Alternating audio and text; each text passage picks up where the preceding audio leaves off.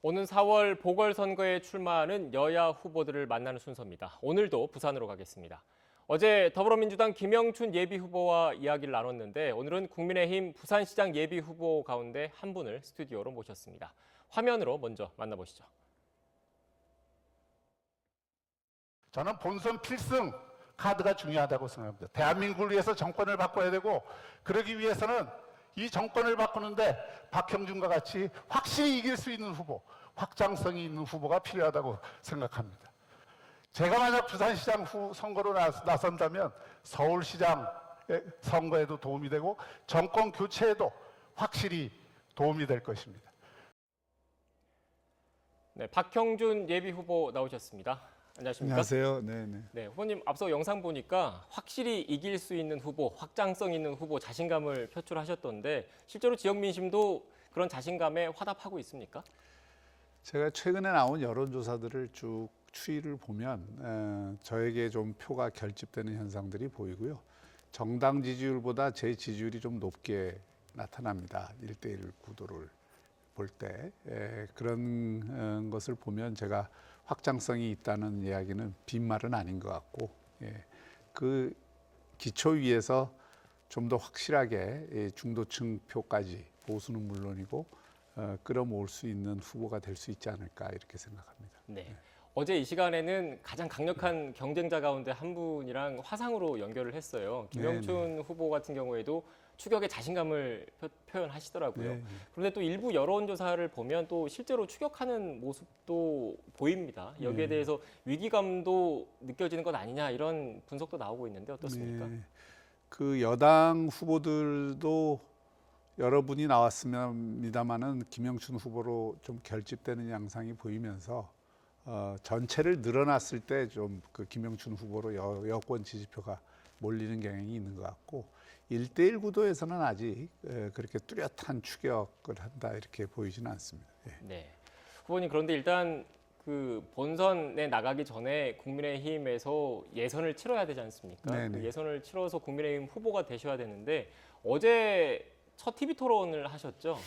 네, 이현주 후보 하신 것 같던데 먼저 관련된 화면을 보고 올까요? 네. 과거 정권에서 책임이 있는 사람들이 다시 나왔을 때 우리는 그 과거 정권의 책임을 변명하는 선거를 해야 됩니다. 프레임이 바뀌는 거죠. 그 우려를 말씀을 드리는 겁니다. 그런 맥락이라면 제가 네, 이렇게 네, 묻고 싶습니다. 우리 그 이현주 후보도 민주당에서 의원을 2번 하셨잖아요. 네. 그리고 탄핵에 앞장서셨잖아요. 네, 지금 이렇게 웃고 계시는데 화면을 보니까 표정이 그렇게 썩 밝지는 않은 것 같습니다. 신경전이 팽팽했다라는 후문이 들리던데 예, 어제 제가 좀 많이 이 공격을 당했죠. 예, 예. 네, 어떤 면에서 공격을 당하셨습니까? 어제 사실은 지역 현안에 대한 토론이었는데 현안에 대한 토론보다는 좀 신상에 관련된 질문들이 많았고 워낙 그 이현주 후보가 날카롭기 때문에 상당히 긴장감이 높았던 토론회라고 생각합니다. 네, 긴장감이 높았던 토론이라고 생각한다고 말씀하셨는데 차근차근 저희도 한번 긴장감을 좀 높여볼까요? 네, 일단 신상에 관련된 이야기를 많이 했다고 그러는데 실제로 이현주 후보 같은 경우에 후보님의 가족사와 관련된 여러 이야기들을 좀 하고 계시는 것 같아요. 실제로 정말 아무 문제가 없는 겁니까? 이번 국민의힘 공천관리위원회에서 시민검증위를 꾸렸습니다. 위원장이 검사 출신의 정장식 의원이고 변호사 3명까지 포함해서 거기에 이제 여러 가지 사안들에 대해서 검증을 했는데 그 시민검증위가 박형준 검증위가 돼버렸습니다. 대부분 저에 대해서 막 이런 투서들 들어온 것 같고 검증을 했는데 거기에서 모든 자료들을 검토를 하고 그냥 허투루 한 게 아니고요. 사실 확인을 다 거쳐서 이상 없다 확인을 해준 사안들이거든요. 그 사안들을 다시 가지고 나오는 것은 적절치 않다고 봅니다. 예. 네. 검증위를 한 이유가 그런 거를 사전에 네거티브 경선으로 안 가도록 하기 위해서 사전에 한번 걸러주는 역할을 한 것인데 그 원칙에 따르면은 사실 더 이상 그 문제를 거론하면 안 되죠. 네, 네거티브 공세다 전혀 문제될 게 없다라는 네, 말씀이신 네, 것 같고 앞서 화면에서 또 나왔던 거는 과거의 그 후보님의 경력과 관련된 그 어떻게 보면 지적이었던 것 같아요. 그게 특히 이명박 정부 시절에 또 청와대에서 정무수석도 하시고 중요한 역할을 하셨기 때문에 이런 부분에 대한 지적이지 않나 싶은데 여기에 대해서는 어떻게 생각하십니까? 저는 뭐 각 정권이 다 공과가 있는 것이고 그 과에 대해서는 이 공동의 이 책임 의식을 느낄 수 있고 또 잘못한 것에 대해서 잘못했다고 얘기하는 것은 부끄러운 일이 아니라고 생각합니다. 그러나 전 정권에서 일했다는 이유만으로 그리고 일한 가운데에서는 잘한 것도 많은데 그 일했다는 이유만으로 뭐 책임을 져야 된다. 제가 거꾸로 이렇게 이야기를 할 수가 있어요. 지금 적폐청산 과정에서 블랙리스트로 그렇게 전 정권들이 문제가 있다고 했던 이 정권에서 블랙리스트로 실형이 나왔잖아요. 그러나 그 블랙리스트로 전직 장관이 실형을 했는데 아무도 그 공동 책임을 얘기 안 하고 있지 않습니까? 네.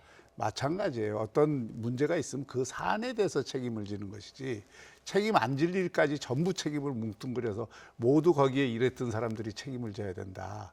이것은 논리에도 맞지 않고 또 현실과도 부합하지 않습니다. 네. 앞서 블랙리스트 말씀하셨는데 청와대에서는 이 블랙리스트는 없다라는 반박을 했다는 그것은 블랙리스트가 있고 없고는 청와대가 판단하는 것이 아니고 재판부가 판단하는 것입니다. 네.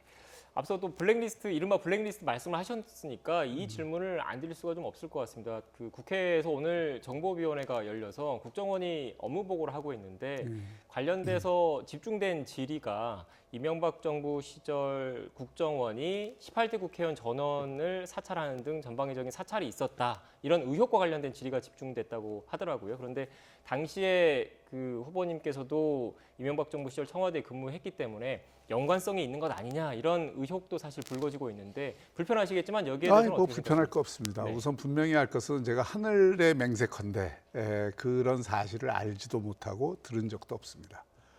또 정무수석실하고는 전혀 관계없는 일이고 오늘 정보위에서도 아마 야당 의원이 질의를 했던 것 같아요. 박형준 후보가 관계가 있느냐.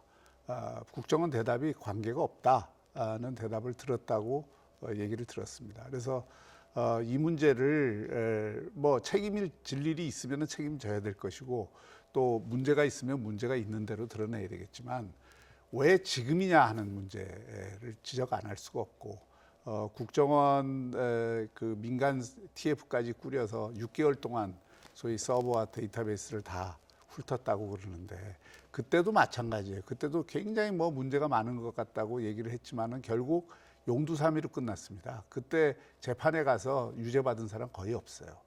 그러니까 이게 국정원이 과거에 해왔던 일들 전체에 문제점이 있다. 이거는 다 인정을 하는 것이고 그런 어떤 과정에서 어떤 국정원에 정말 그 문제가 있었다면 그건 그것대로 그 문제를 삼으면 되는데 이것을 선거 때 더구나 국정원 고위 관계자가 일부 언론에 그런 사실들을 얘기를 해서 이슈화하는 것 이것 자체가 국정원의 선거 개입 내지는 정치 개입으로 오해를 받을 소지가 충분하다고 봅니다. 네, 지금 그 오해를 받을 소지가 충분하다고 말씀하셨는데 특히 부산시장의 국민의힘 유력 후보인 후보님을 겨냥했다 이렇게 생각을 하시는 겁니까? 누가 보더라도 맥락상 그렇게 생각할 수밖에 없고 또 그렇게 해놓으니까 야당 후보들이 그걸 가지고 공격을 하잖아요.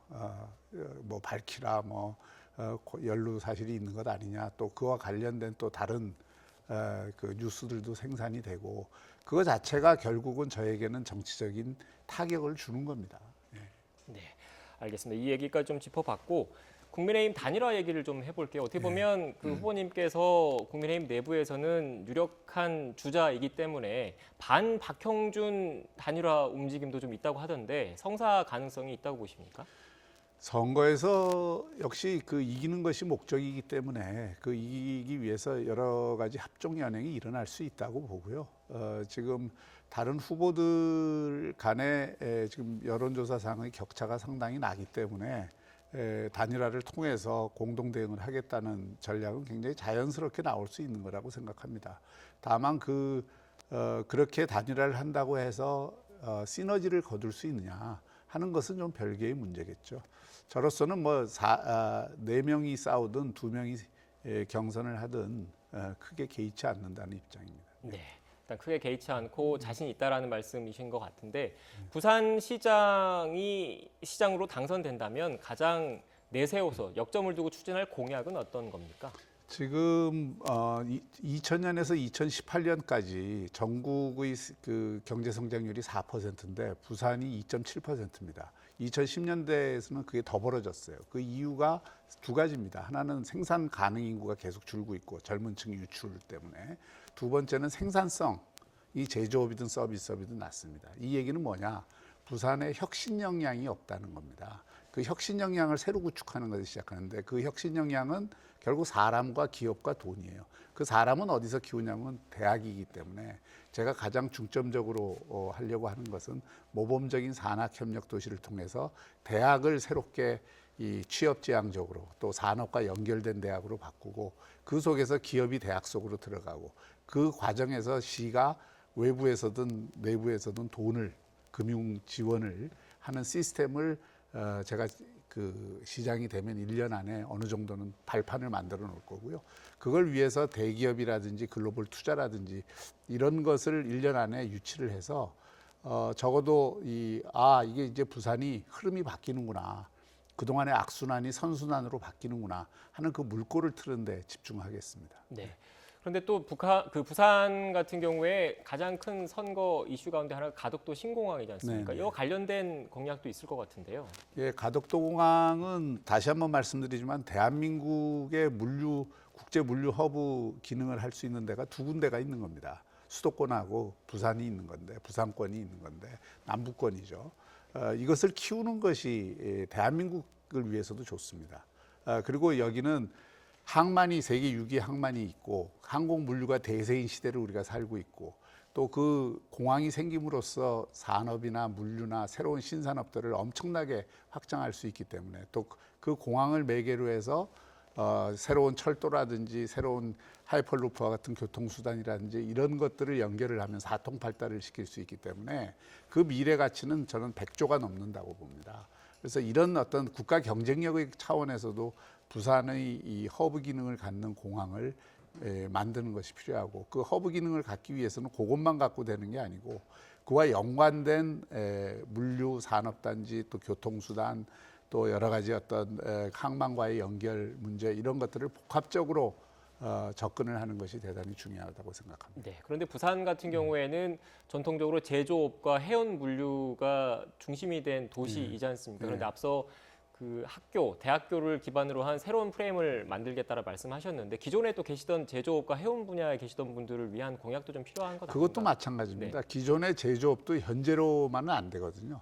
그것도 새로운 혁신을 해야 되고, 그러니까 제가 산학협력단지를 부산 전역에 7, 8개 만들겠다는 것은 그런 해운이나 수산도 포함이 되고요. 또 기존 제조업도 관련이 되고, 새로운 신산업 분야들도 관련이 되고, 또 영상 미디어와 같은 문화 콘텐츠도 되고, 그런 어떤 특화된 여러 가지 산학협력단지를 만들어서 창업을 활성화하고, 또 기업들이 학생들을 그 대학부터 키워서 쓸 수 있는 그 시스템을 갖추겠다는 것이죠. 네.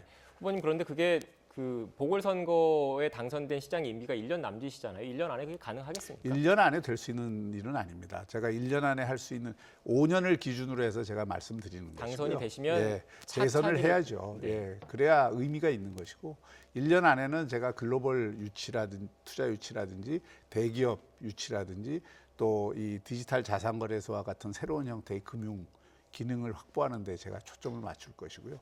그다음에 산학협력과 관련된 기본 포석을 두는 것을 가장 중요한 목표로 삼고 있습니다. 네.